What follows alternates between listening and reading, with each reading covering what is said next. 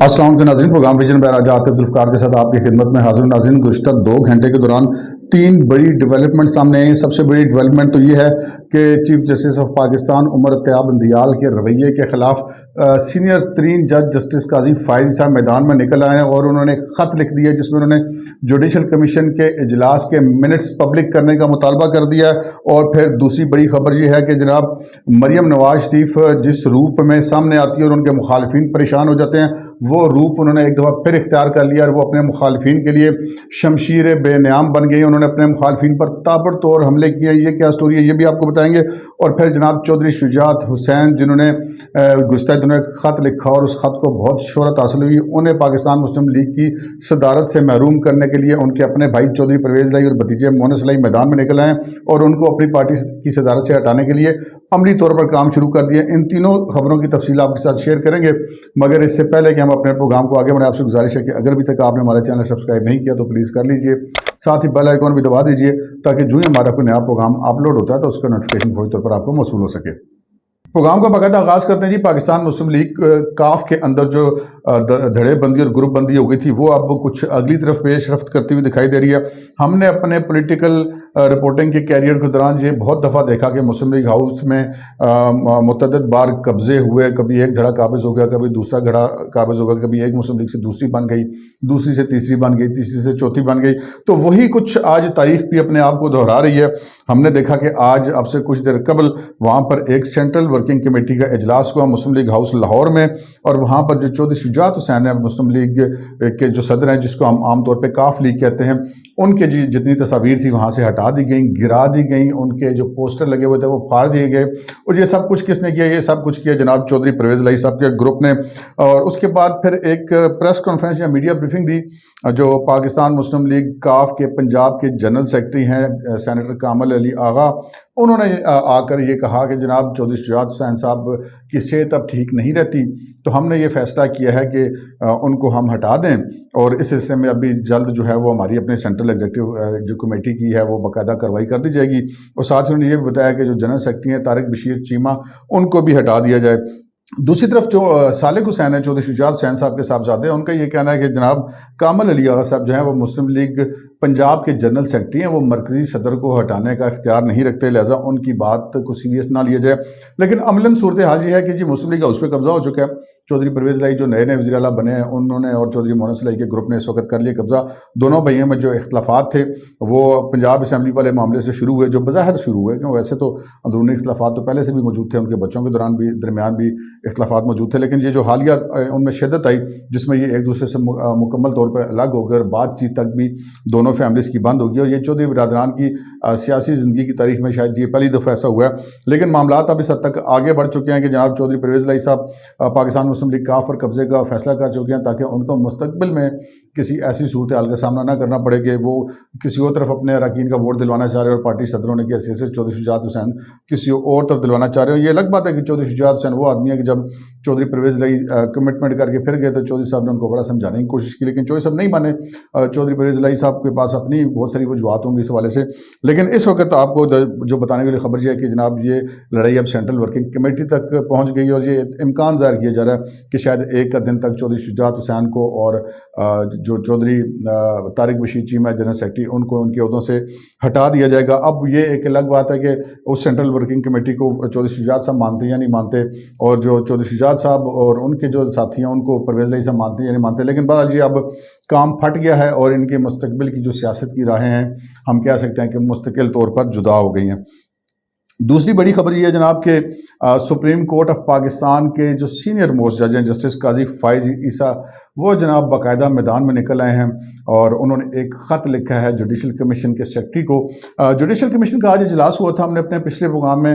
जो आज ही हमने पिछला जो विलाग किया तो उसमें आपको ये खबर दी थी कि उसमें जो 4 नए जजेस की तैनाती है वो जो चीफ जस्टिस साहब करवाना चाहते थे उनकी तरफ से नाम पेश किए गए थे, तो कसरत राय से उसको मुस्तरद कर दिया गया था। और इतनी खबर हमने आपको दे दी थी कि जब ये मुस्तरद किया गया तो वो बगैर कोई बात किए चीफ जस्टिस साहब जो बतौर चेयरमैन जुडिशल کمیشن اس اجلاس میں شریک تھے وہ اٹھ کر کے چلے گئے، جس پر جسٹس قاضی فائزہ نے ایک خط لکھا ہے چیئرمین جوڈیشل کونسل کو اور جوڈیشل کمیشن کو اور اس کے ممبران کو اور سیکٹری کو، اور سیکٹری سے مطالبہ کیا ہے کہ وہ اجلاس کے منٹ جاری کریں، اور ساتھ ہی اس جو خط ہے اس میں لکھتے ہیں جسٹس قاضی فائزہ کی تفصیلی بحث کے بعد جسٹس طارق مسعود وزیر قانون، اٹارنی جنرل، نمائندہ بار اور میں نے، یعنی کہ میں سے مراد جسٹس قاضی فائزہ نے 4 ججوں کی تعیناتی کو مسترد کیا، اور اس کے بعد جو چیئرمین جوڈیشل کا جو کمیشن ہے وہ چیف جسٹس آف پاکستان وہ بطور چیئرمین جوڈیشل کمیشن اجلاس میں شریک ہوتے ہیں، انہوں نے جو ہے وہ اس کے فیصلے ڈکٹیٹ نہیں کروائے اور اٹھ کے چلے گئے۔ ڈکٹیٹ کرانے سے مطلب مراد ان کی یہ ہے کہ وہ جب ایک فیصلے ہو جاتے ہیں جوڈیشل کمیشن میں تو جو اس کے چیئرمین ہے وہ پریس ریلیز جاری کرنے کے لیے، اس کے منٹس جاری کرنے کے لیے اس کے جو فیصلے ہیں وہ ڈکٹیٹ کرواتے ہیں سیکرٹری کو، سیکرٹری پھر اس کی جو ہے وہ میٹنگ منٹس بناتے ہیں۔ انہوں نے یہ کہا کہ جناب یہ انہوں نے نہیں کروائے، اور اچانک ہی وہ اٹھ کے چلے گئے، اور اس کے پیچھے پیچھے جسٹس اعجاز اور احسن بھی اٹھ کر چلے گئے۔ انہوں نے سیکرٹری جوڈیشل کمیشن کو مخاطب کرتے ہوئے اس خط میں یہ کہا کہ یہ آپ کی ذمہ داری ہے کہ آپ اس میٹنگ کے منٹس جاری کریں، کیونکہ قوم کی نظریں جو ہیں وہ جوڈیشل کمیشن پر لگی ہوئی ہیں، اور قوم یہ جاننا چاہتی ہے، اور یہ قوم کا آئینی حق ہے کہ وہ جانے کہ جوڈیشل کمیشن کے اجلاس میں کیا ہوا ہے۔ سو اس سارے معاملے کو تضاد کو سامنے لانے کے لیے اس کو بہت ضروری ہے کہ یہ جو منٹس ہیں ان کو پبلک کیا جائے۔ اچھا، یہ خط تو جسٹس قاضی فائزہ نے لکھ لیا، اور قاضی فائزہ نے تو خیر بہت زیادہ مشکل حالات کا مقابلہ کیا ہوا ہے۔ اس وقت ہمیں جو مشکل حالات سپریم کورٹ کے اندر دکھائی دے رہے ہیں، اس سے بھی بہت زیادہ مشکل حالات کو جسٹس قاضی فائزہ نے فیس کیا، بلکہ جسٹس قاضی فائزہ کی فیملی نے اپنے ساتھی ججوں کا بھی پریشر برداشت کیا، اپنے ساتھی ججوں کی جسے کہتے ہیں کہ بے وفائی کو بھی برداشت کیا ہے، بے اعتنائی کو بھی برداشت کیا ہے، اپنی فیملی تک ان کی جو ہے وہ سفر کیا، ان کی جو وائف ہیں ان کو بھی جو دھکے کھانے پڑے مختلف جگہوں پہ انصاف کے اصول کے لیے، اور سپریم کورٹ کا ایک سرونگ جج جو ہے وہ انصاف کے اصول کے لیے در بدر دھکے کھاتا رہا، اور اس کی اہلیہ دھکے کھاتی رہی۔ لیکن بہرحال جسٹس قاضی فائز صاحب ڈٹے رہے، اور یہی ان کے ڈٹے رہنے کی وجہ ہے کہ آج پوری قوم جو ہے وہ ان کی بہت زیادہ عزت کرتی ہے۔ ملک کی تمام بار ایسوسیشنز، تمام بار کونسلز جو ہیں وہ جسٹس قاضی فائز عیسیٰ کے لیے خصوصی احترام رکھتے ہیں۔ بہرحال جسٹس قاضی فائز اس حوالے سے میدان میں نکل آئے ہیں، اور انہوں نے ایک کوشش جو تھی کہ وہ یک طرفہ ججز کی نامزدگی وہ نہ صرف اس کو ناکام بنایا، بلکہ جو میٹنگ کے اندر جو رویہ تھا اس کو بھی وہ اپنے خط کے ذریعے سامنے لے آئے ہیں۔ تیسری بڑی خبر جناب مریم نواز شریف صاحبہ، آج پی ڈی ایم کا اجلاس تھا، آپ سے کچھ دیر قبل وہ اجلاس ختم ہوا، مولانا فضل الرحمان صاحب نے اس کے جو اعلانات جاری کیے، سب سے بڑا اعلان جو انہوں نے یہ کیا کہ جی حکومت چلے گی، ہم کہیں نہیں جا رہے، کوئی حکومت ہم نہیں چھوڑ رہے۔ ایک جو انہوں نے یہ بات کی تھی، اور جو دوسری بڑی بات انہوں نے یہ کی تھی کہ پی ڈی ایم کے سربراہی اجلاس میں یہ فیصلہ کیا گیا ہے کہ جناب یہ جو 63A ہے آئین کا آرٹیکل، اس کی تشریح کے لیے باقاعدہ جو جوڈیشل ریفرنس ہے وہ صدارتی ریفرنس جو ہے وہ فائل کیا جائے، تاکہ اس پر فل کوڈ بنے، اور اس کی ایک ہی دفعہ ونس فار آل اس کی سیٹلمنٹ ہو جائے، اس کی ایک تشریح ہو جائے، سامنے آ جائے، پوری قوم کو پتہ لگ جائے کہ جی ہم نے جانا کس طرف ہے۔ اچھا، اس کے بعد مریم نواز شریف صاحبہ وہاں پہ موجود تھی، پھر مریم صاحبہ جی آج بڑی غصے میں تھی،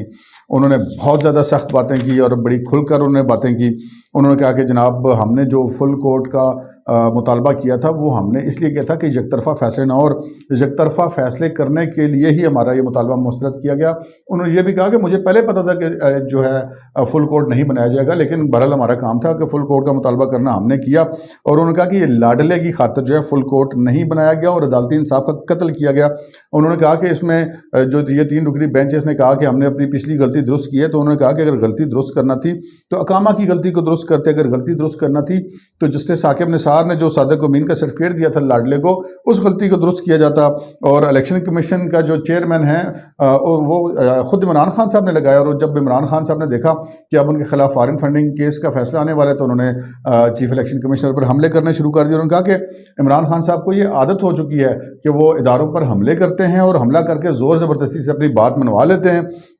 اسی طرح انہوں نے کہا کہ جی فارن فنڈنگ کیس کا فیصلہ جو ہے وہ جلد از جلد سنایا جائے، اور انہوں نے یہ کہا کہ اگر یہ فیصلہ جلد نہ سنایا گیا تو پھر ہم جو ہے وہ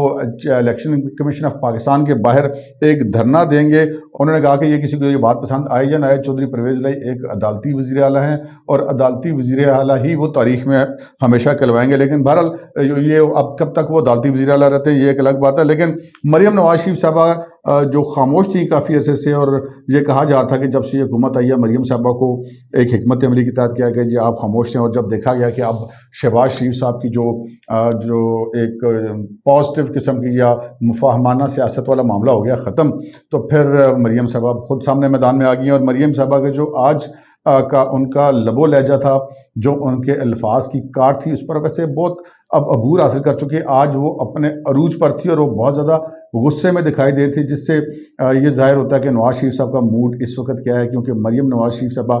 جو بھی بات کرتی ہیں وہ بنیادی طور پر نواز شریف صاحب کی نمائندگی کرتی ہیں۔ اب تک کے لیے اتنا ہی، اجازت دیجیے، اللہ حافظ۔